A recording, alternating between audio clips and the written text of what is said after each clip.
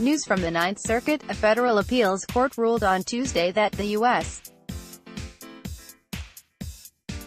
Constitution's Second Amendment protects a right to openly carry a gun in public for self-defense, rejecting a claim by Hawaii officials that the right only applies to guns kept at home. More, we do not take lightly the problem of gun violence, Judge Diarmuid O'Scannlain wrote in Tuesday's ruling. But, for better or for worse, the Second Amendment does protect the right to carry a firearm in public for self-defense. The decision did not change the court's earlier ruling that the Second Amendment does not guarantee a right to carry concealed firearms in public. This is interesting indeed. A couple of years ago, the Ninth ruled en banc that the Constitution does not protect concealed carry, but left open the possibility that it protects open carry, which it rather obviously does.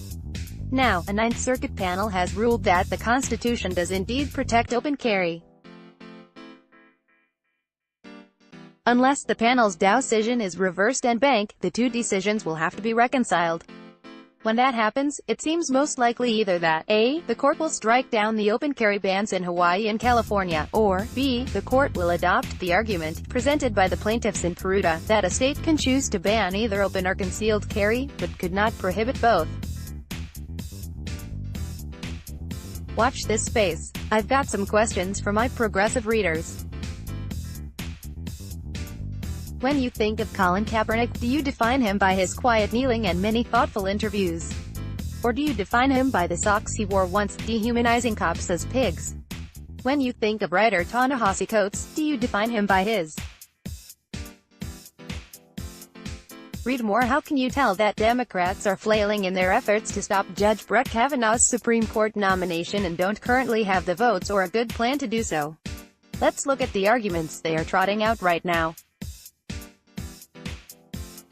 First up, Cory Booker. Democratic Senator Cory Booker, NJ, is.